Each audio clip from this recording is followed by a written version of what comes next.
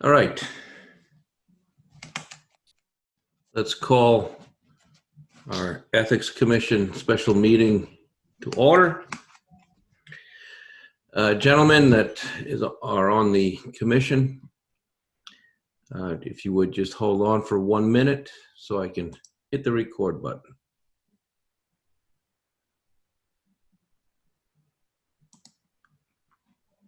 All right, it is being recorded now. All right, point of order. Gentlemen, you have had your minutes to go over. Is there a motion for the previous minutes? You'll have to unmute.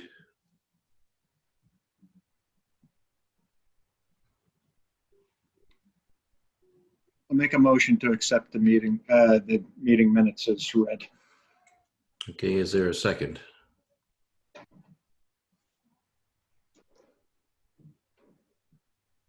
Please remember you have to unmute your phone or your computer.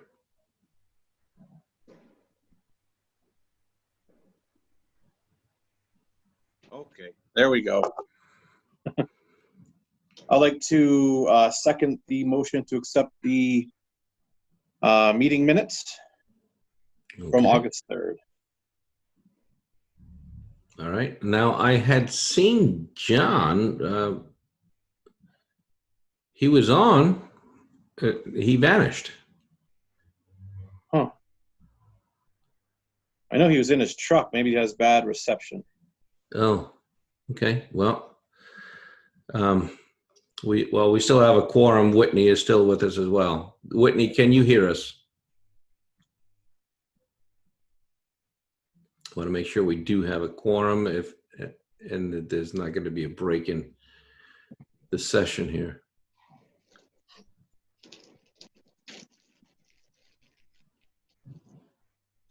Whitney, could you please respond if you can hear us?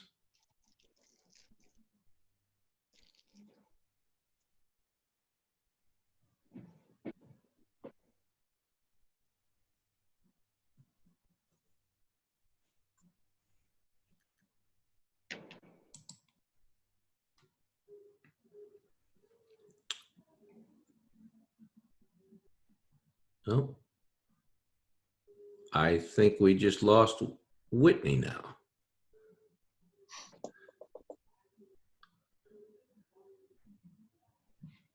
Okay, someone's trying to log back in. Oh, it's Whitney.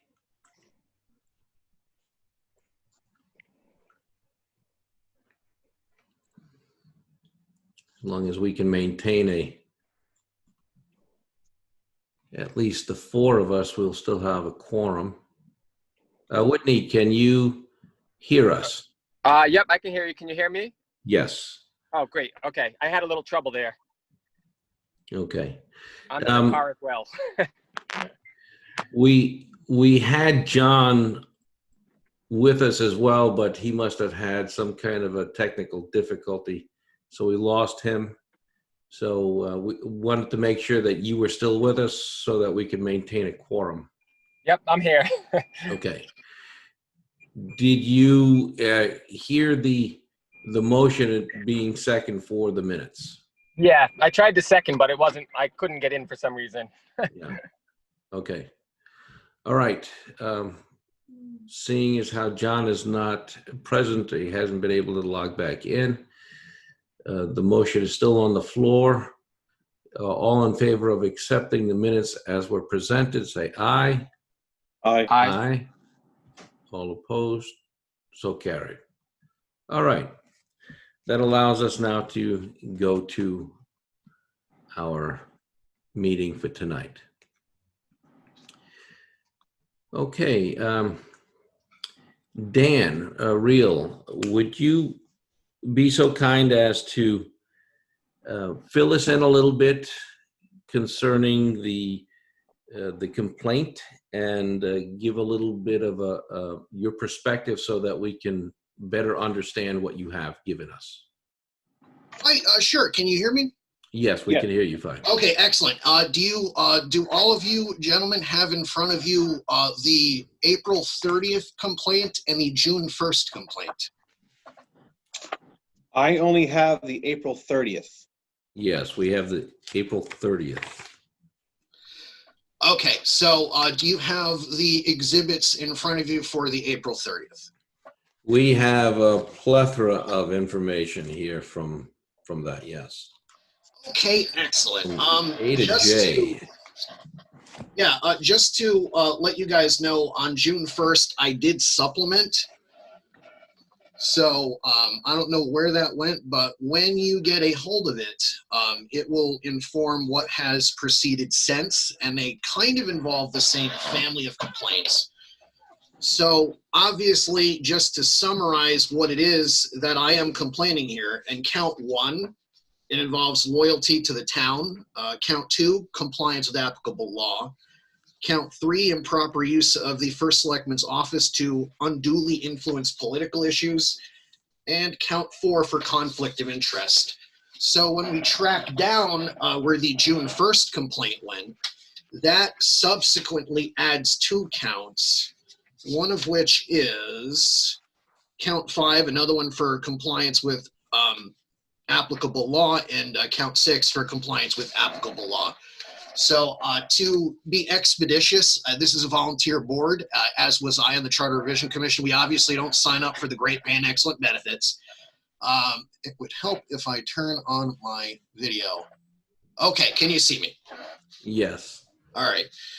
So essentially, this is a very simple matter. Exhibit A documents my appointment to the Charter Revision Commission as and eventually became its chair.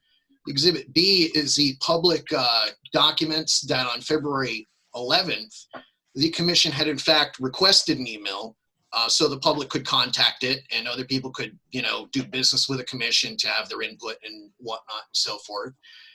Exhibit C is inventory of items that, we came up with as a consequence of all the input.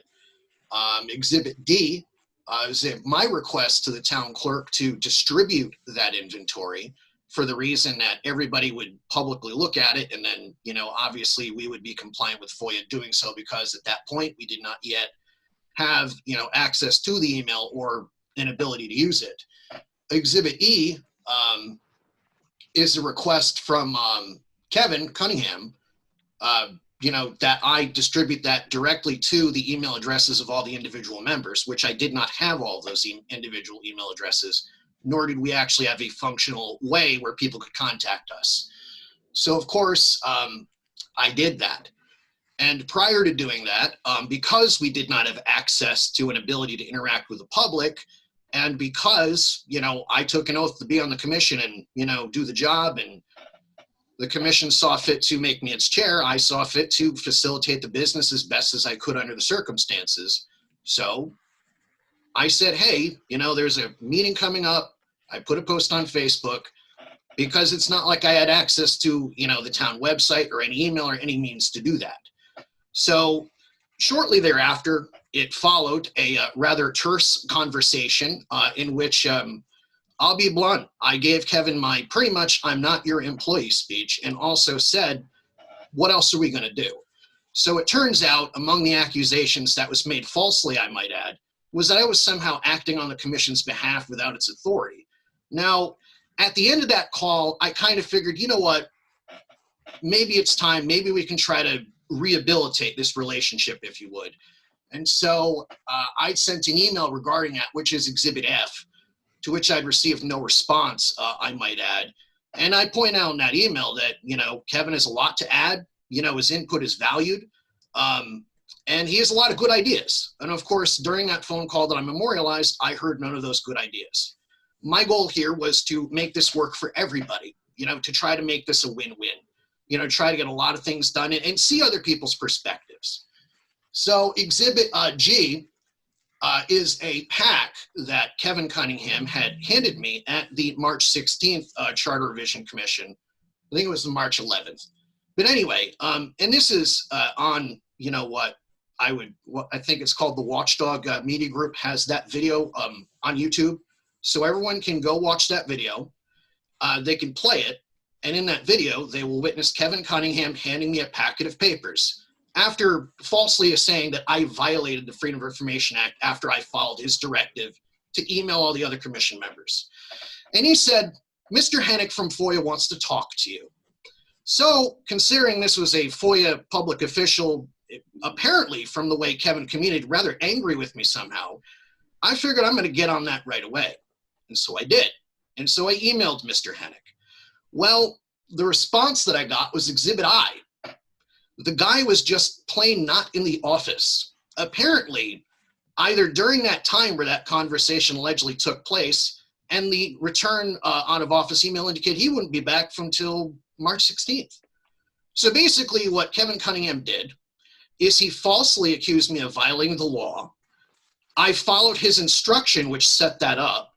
And then he said there was a state official that wanted to talk to me, who I reached out to, who I got an auto response from, who indicated it wasn't even in the office. So I promptly emailed him and I said, I'm respectful of your time, which is paid. Be respectful of mine. And by the way, as the commission would take note here, a lot of work went into this. A lot of time was wasted. For whatever reason it was wasted, we cannot be certain, but I certainly have my ideas as documented in the complaint. So Exhibit J is the first COVID-19 related rescheduling of the meeting, which the second complaint that I submitted on June 1st does document repeated, often and frequent failures to make sure agendas are posted in a timely manner, which none of that changed. So before we go ahead and, find out where that June 1st complaint went up, Exhibit A is an email on 5/27 from myself to Mr. Cunningham saying, what the heck?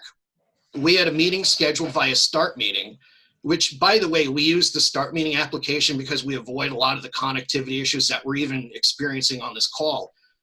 So I was like, well, why hasn't this been posted? Well, as it turns out, I was not informed of any advance intent to dissolve the commission or disband it. In other words, it never appeared on the Board of Selectmen meeting minutes. So I went, okay, let's go forward. We're still obviously a thing. We had a quorum. We had 4, members. And the membership that was on the call kind of concluded, hey, there's no way we can't get this done. We got this all together. We got our game going. Let's proceed. And so we did. However, I was informed by one of the members that the Board of Selectmen had disbanded the commission. Nobody reached out. Nobody told me. And as a matter of fact, I had asked Kevin by email, did you disband this commission? To which he did not respond. Now, being in an unusual quandary, I didn't see it on the agenda. I didn't see any meeting minutes from the Board of Selectmen meeting. I had to give my attorney friend a call and be like, God, we got this meeting going. We're a public body. What do we do? I've never even heard of something so absurd. To abolish a commission and then not even tell its chair? Bad. So we kind of figured at that point, the action was in all likelihood void. So we had to proceed. And we did proceed. And basically Exhibit D of the June 1st complaint, again, whenever that gets found, that's the letter I received. It was dated May 28th, indicating the commission was disbanded. Obviously, the meeting minutes for the 27th are, in fact, on the town website, and that documents, what occurred, what we got done. And Exhibit F of the June 1st complaint, which is basically a parallel to this one, it just kind of updates and works as an addenda. That is the May 26th Board of Selectmen meeting minutes. Now, trying to hunt down and figure out what in the heck happened, because the first selectman did not do his job or bother to tell me what he had done, I had discovered 2 things that also seemed to run afoul of the Code of Ethics. The first was an expenditure that was over $10,000, where it seemed that the first selectman and one of the other Board of Selectmen had to have discussed what it was they had planned to do. And accordingly, not only did dissolve the Charter Revision Commission come up, nobody gave me timely advance notice before the next meeting. Another item was we're going to go spend over $10,000 and we're not going to use the normal procedures to do it. And then in addition to that, the minutes reflect that they had appointed somebody to, let me see if I can find it. There was a contract board of appeals, and I believe it was an individual by the last name of Colello who also had a zoning application. And of course, you know, the Colellos have a lot of things pending and, you know, planning and zoning and building related matters. So it would seem that that appointment was improper too. So the bottom line here is, you know, whether you take the April 30th complaint or you take it in conjunction with the June 1st complaint, that there is a repeated willful failure to get agendas properly posted. So whether you take what, even if you just discount everything that I am saying here as false, and you accept everything that Cunningham may have told you, which by the way, I didn't even know about that last meeting until after it happened, because I was looking for an agenda posted somewhere toward the end of July. So while I apologize not being there for the first meeting before this commission, that's the reason. And I'm glad we have this opportunity. So even if you assert anything he may have said as true, here's the problem. The record shows, one, that the Charter Revision Commission was initially agreed to have been given its own email address. Two, it's been obstructed and it didn't happen and things didn't get done. Three, I was told to reach out to individual members individually, which I did at the direction of the first selectman for lack of any ability to facilitate the doings of the commission otherwise. And then I did that. And then the evidence will show, and the record for the Plainfield Watchdog Media channel will show, Kevin Cunningham accusing me openly in public of violating the FOIA. So that happened in public. And so the evidence will also show that I reached out to this individual whom he said he had a conversation with publicly and during in the course of a public meeting. And he made that representation to me then as a public official. And I took that representation at its word and I followed up on it. And I contacted this individual who accordingly by autoresponder indicated he was not there to even have had that conversation. Then the record and the evidence also show here that there was no published advance notice of any intent to abolish the commission or dissolve it. And as a matter of fact, I had to find out from one of the members an hour before the next scheduled meeting. And then the record here also shows, as does the June 1st complaint, that there was a routine failure to see to it that meeting agendas were timely posted and timely advance notice so the public could have some ability to know. And above all, you know, people wouldn't be confused or afraid that for some reason during COVID-19, I had purposefully intended to schedule a public meeting, which I eventually had not. So the problem here is you have willful failure of the first selectman to do his job, which is obstructing the business of the body. Then, of course, we have the decision to abolish it and nobody knows. So there is no proper reason or purpose that any of this should have happened. There can be no good faith purpose for any of this. If you take any one of the things on its face value alone, then of course you could say one or any of these individual things could be, oops, I was having a bad day. It was an accident, you know, but if you take all of these together collectively, you still have a failure to attend to the business of the town.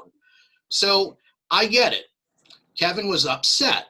There was some pushback at what he had done. And of course, him being upset, I just have to say there was no need for any of this. He could have just not done any of this. He could have just did his job. If he had input, as I had numerous times requested and solicited, he could have just left it at that. I think this because not, you know, try to insinuate and disrupt public meetings in the way he has and disrupt the very conduct of the board in the way he has. That was entirely unnecessary. Now, as a teachable moment, just to say, you know, this has got to be said. This will not end well. It will not continue, and it cannot, because at the end of the day, we're all a town. We have business to facilitate. So regardless of how you look at the evidence here, there is no material dispute of fact that Kevin can offer to basically establish that none of the things as alleged happened. So what I would say is this, and I'm happy to take the questions of the commission after, is if he would just simply admit, these are mistakes, I made them, I think he should be allowed to serve out the rest of his term. But if not, and we're going to go through this unnecessary process of trying to sort through this, then the outcome should be otherwise. So at the end of the day, what the commission is looking for here is corrective action. What could have been done better? What could have happened? And I can't emphasize enough, I stepped into the role of the Charter Revision Commission. I was enthusiastic, like we could get all sorts of stuff done and everybody could be happy. It could be a win-win for everybody. So if that is all possible, I am still all about that. But the record and the evidence show me that it is unlikely. So with that, I'm happy to take the commission's questions.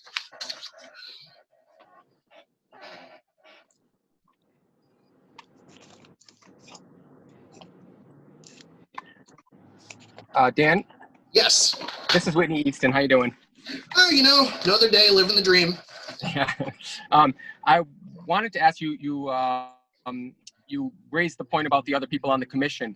Do you have, how do they feel about what's been going on? Are they a member to this complaint, or are they, I just wonder where they stand on this. Well, toward the end, as it was, we had, I believe it was Roz, Jenny, myself, and Trav were at the first meeting where we kind of, you know, we had a quorum because it was 4, and we felt, you know what, we could do this. There was one meeting where June claimed to have some tech issues, and we tried to establish various workarounds, you know, to see like what she felt like at various points. I'm like, hey, can you like raise your hand if you can hear me, and so on and so forth. She kind of just blurted out toward the end, we feel that there's not enough time and it won't afford enough public participation to do this. Otherwise, I am, I'm sorry, I think it was Lynn at that first meeting. It was Roz that kind of, you know, told me, hey, they disbanded us. So the bottom line is, and I think it's fair to say as a note for historical precedents for these things, you don't have a whole lot of people participating in these at all. You know, it's usually like 9 or 10 people. So at that point, you know, the public participation effort had been kind of more than exhausted, more than well beyond reasonable, you know, solicitations were made for it. So, I mean, at that point, anybody who was going to participate or not was certainly going to participate. And if anybody felt there was a, you know, a need to say, like, people have been shut out, well, quite frankly, they would have, you know, said, we're going to do that anyway, no matter whether it was online or in person. So that's my complete, total understanding of the sense of where it is. So at the end of the day, I would say there were more than enough of us to make it work. I know there was an initial member, which the first selectman did not put me in touch with him when he was appointed, Frank Mills. I don't know his position, and I very much would have liked to have known his position, because that would have probably helped this go a little better than it did, but that didn't happen.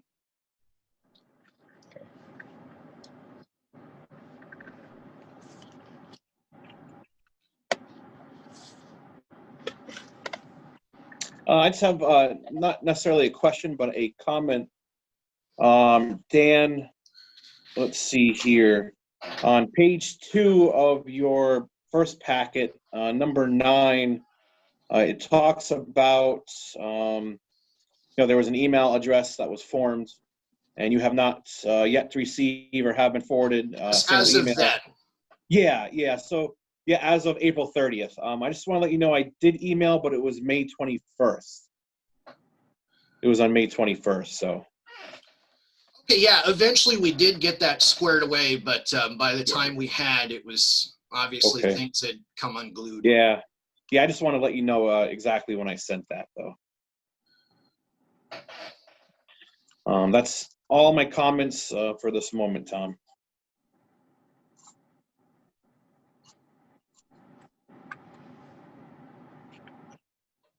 Anybody else having a problem hearing Tom? Because I can't hear him.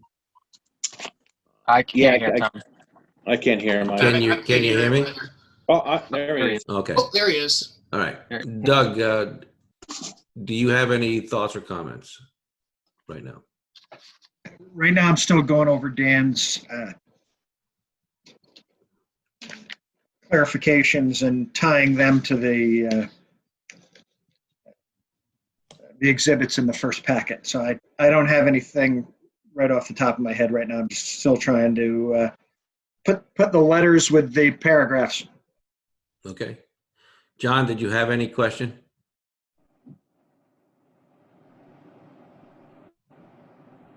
Are you there, John? He's still on mute. Yeah, you have to unmute it, John. There he goes. No, you just muted it back on again.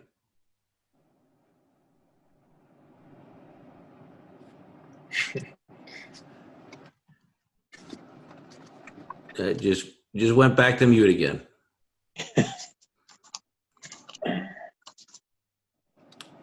Did you have any questions or thoughts right this minute, John?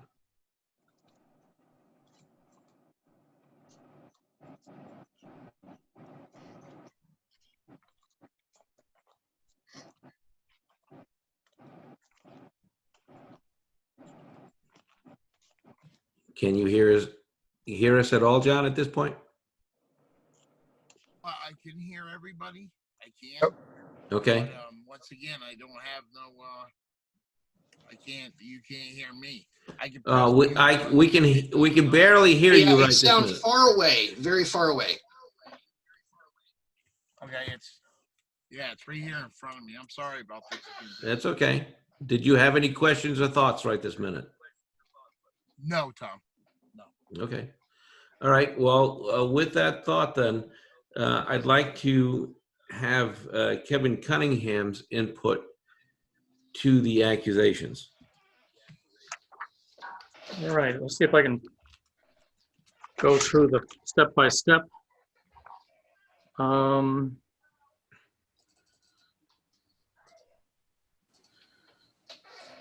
So what started the conversation between myself and Dan with the phone call was that I had seen on social media a post that had, could be incorrect with a number, but I believe it would be 30 different items that were there for discussion for the public on a social media website.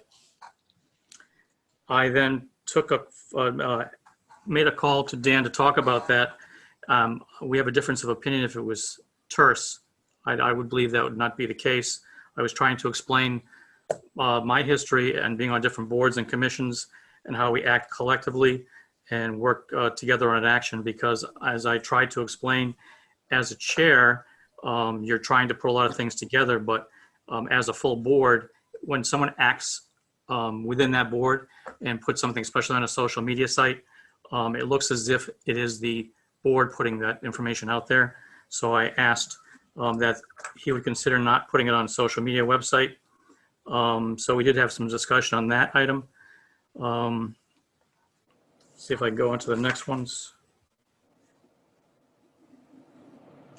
The town website, I do not control the town website. That is done by Kyle Collins, and he is our web person. So I'd asked him multiple times to try to get emails up there for different entities. So it did take him a while to do that. I asked him multiple times. The other things, when emails came in, they were directed to myself, Kyle, and our town clerk. And our town clerk is the one who puts up the agendas and the minutes and the meetings. So I don't do that. So despite the fact that those emails came to me, those other people are supposed to be acting on doing their own positions and their own jobs. So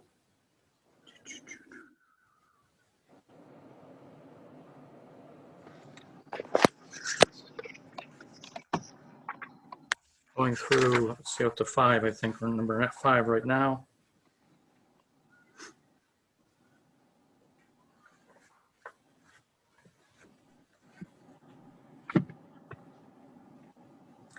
I think we're getting to the point where I contacted Mr. Tom Hennick and asked him through a series of emails that came through my home email address that I was watching for this particular committee that was sent to multiple people on that Charter Revision Commission, not individually, but collectively, and there was conversation going back and forth. When that occurs, I was always taught that that is is considered a meeting. And therefore I contacted Tom Hennick just to verify that is the instruction I was given when I was on boards and committees years ago, that you don't do that. So I'd reached out then at the next meeting to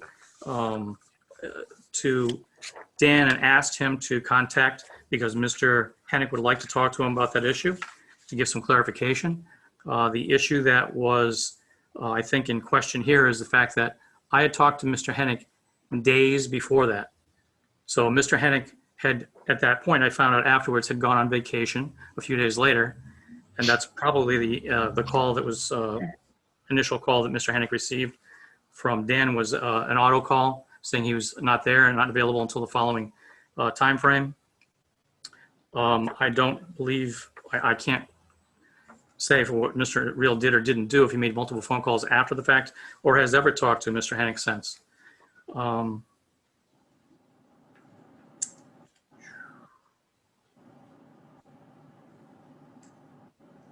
Yes, and scheduling meetings is definitely done some through the town clerk. I'm kind of skipping through here, but it's done through the town clerk. I don't have control over that whatsoever, nor do I have control over what's put up on the Facebook page or website page as far as meeting information goes.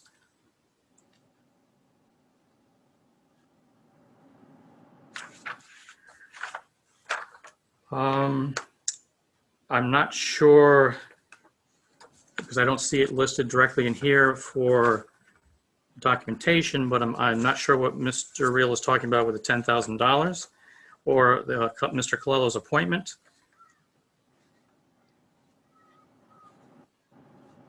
I don't know what else to say. I mean, if I'll go through them one at a time, I'm not sure what to say on the other ones. So.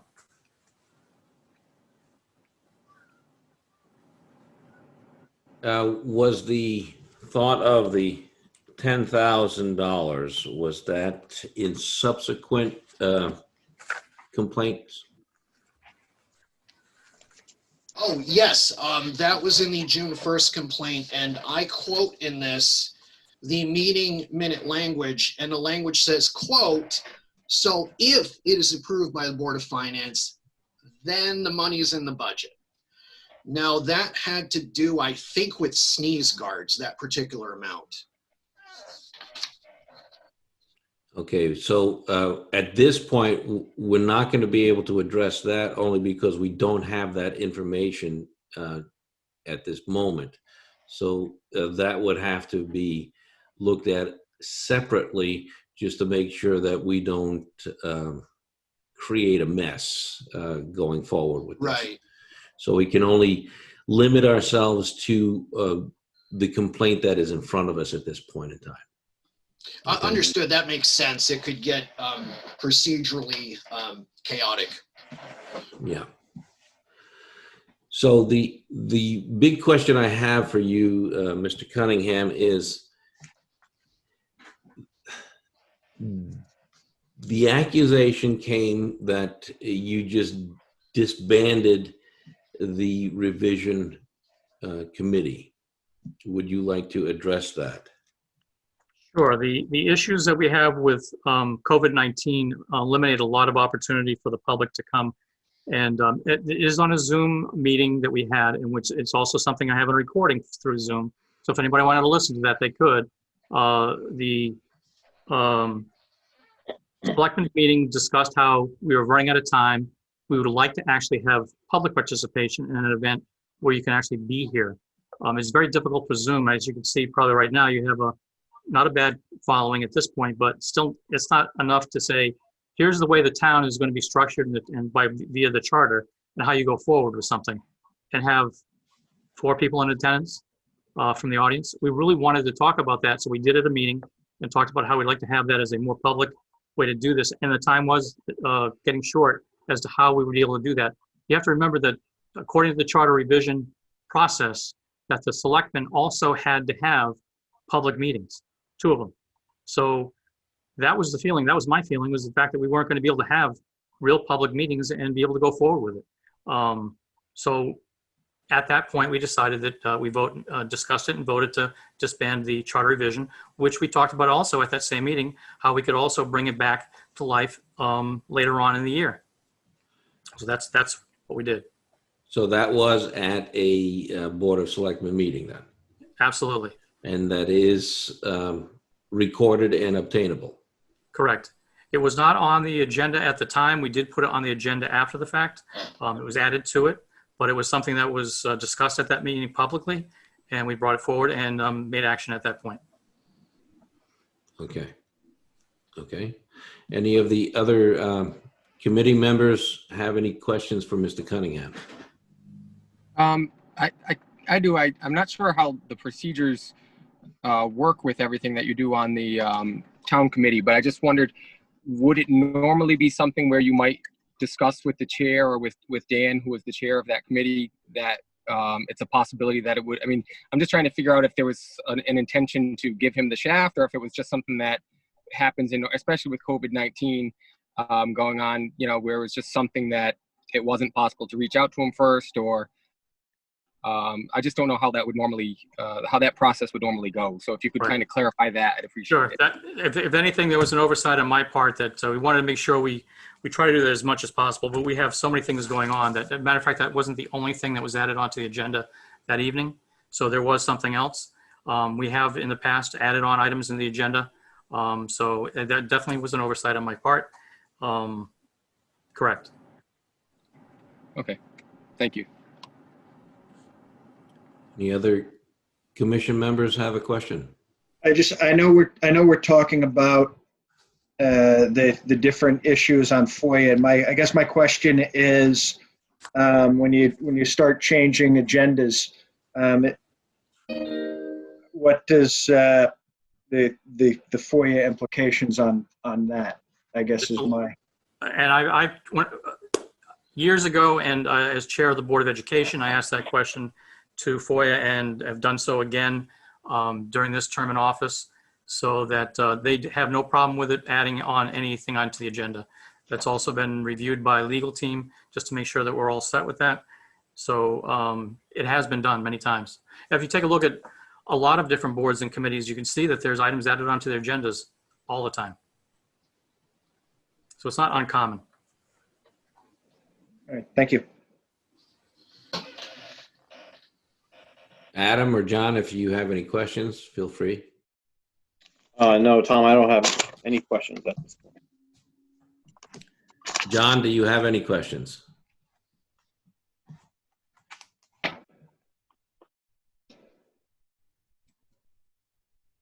I'll take that as a no because we can't hear anything. I did have another question for you, Mr. Cunningham, concerning the well, let's say the process with which everything has unraveled from the beginning of year to now.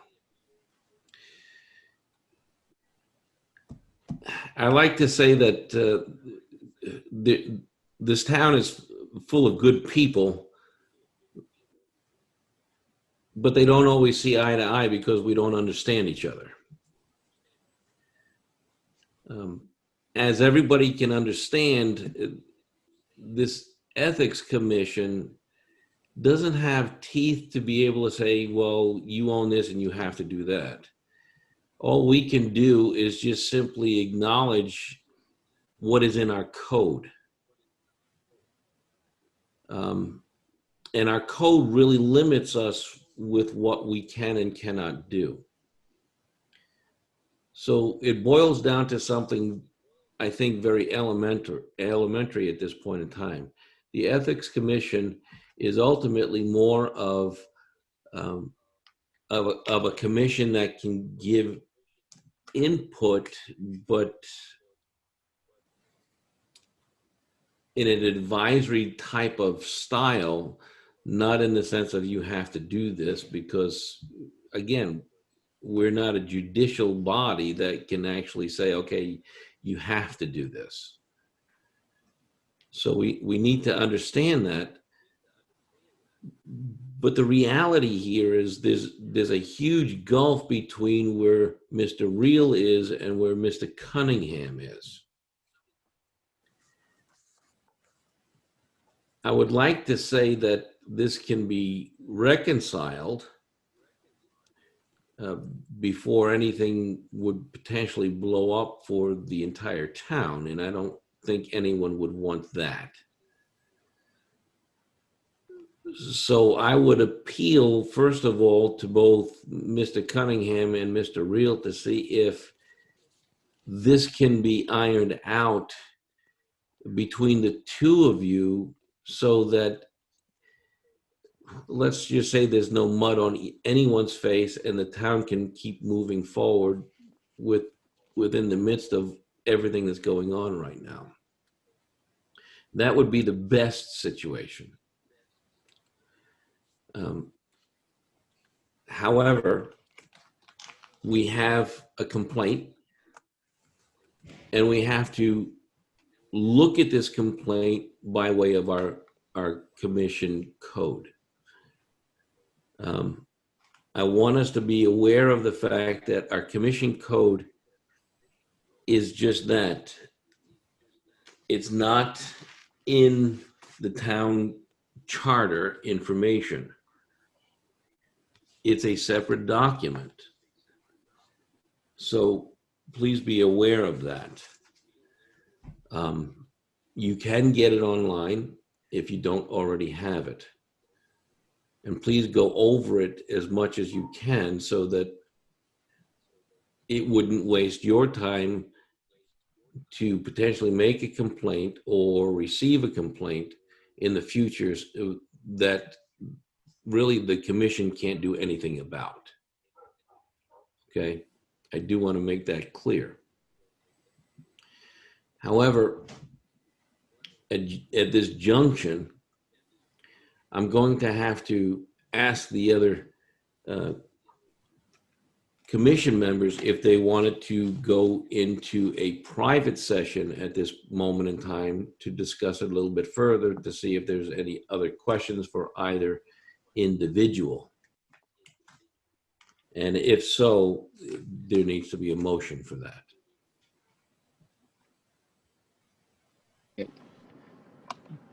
Yeah, I would, if it's okay, I would like if we just had a few minutes to talk, just so I understand the situation clearly, if that's okay.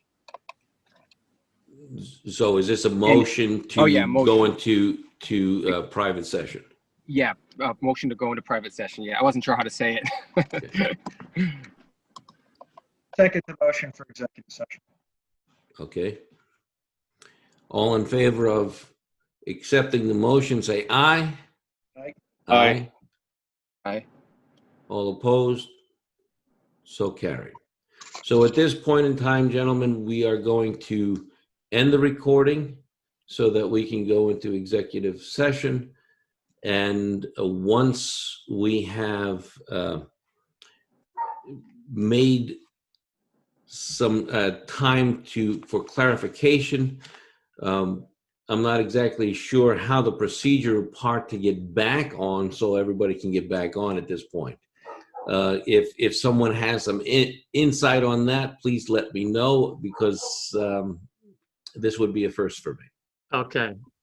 Do you mind if I help you walk you through the executive session process? Absolutely. In Zoom? Go right ahead. Okay. Okay. Can everybody hear me again? Yep. Okay, very good. Let's see. Mr. Reel, are you on? You'll have to take it off of mute. Yes, I am here. There we go. I don't know if your video is working or not, so just so you know who's. Yeah, it's I can see you. My Okay. video's choppy. Okay, perfect.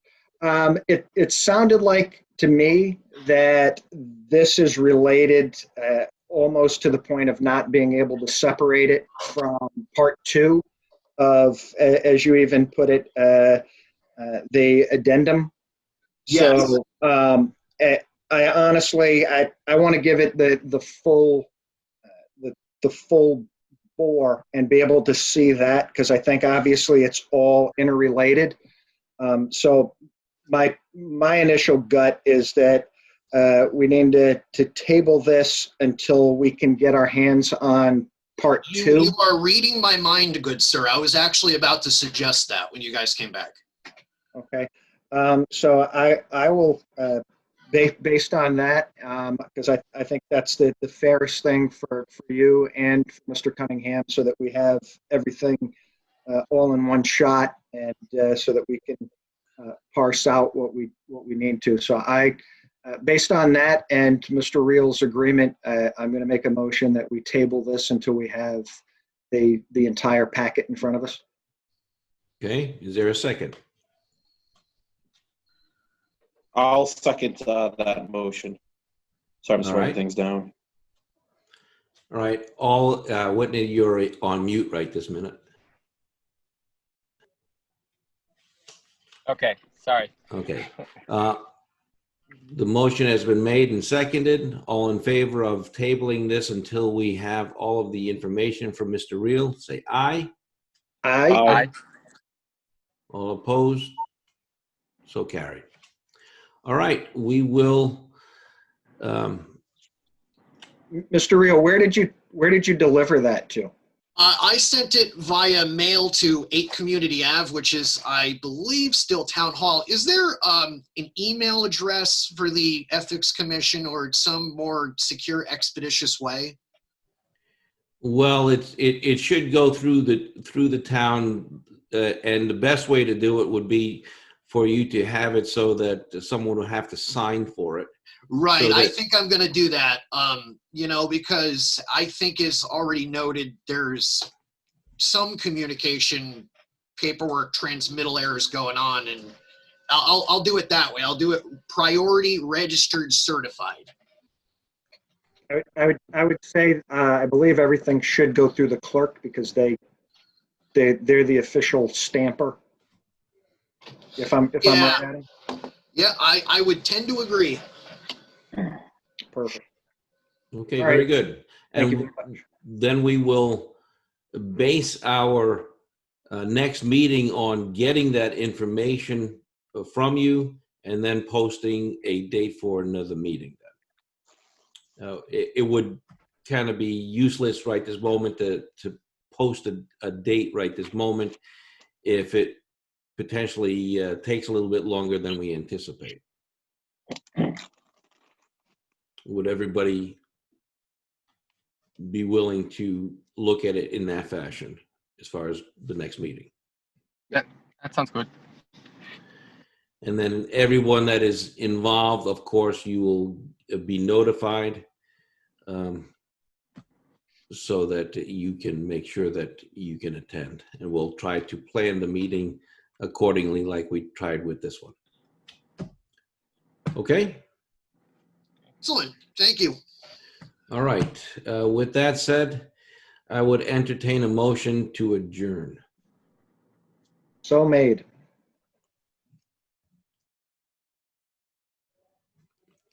Doug motioned to adjourn. He did.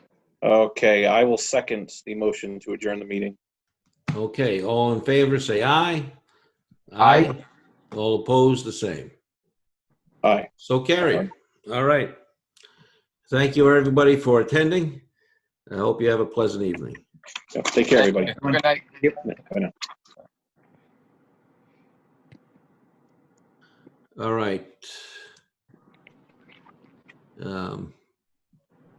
You're on mute, Kevin. As soon as that comes into the town clerk, I'll have her contact you. Okay, very good. All right. And do I need to send this back over to you at this point? No, actually, you can do the leave meeting, and that'll finish it off. Okay, very good. Have a good night, gentlemen. Night.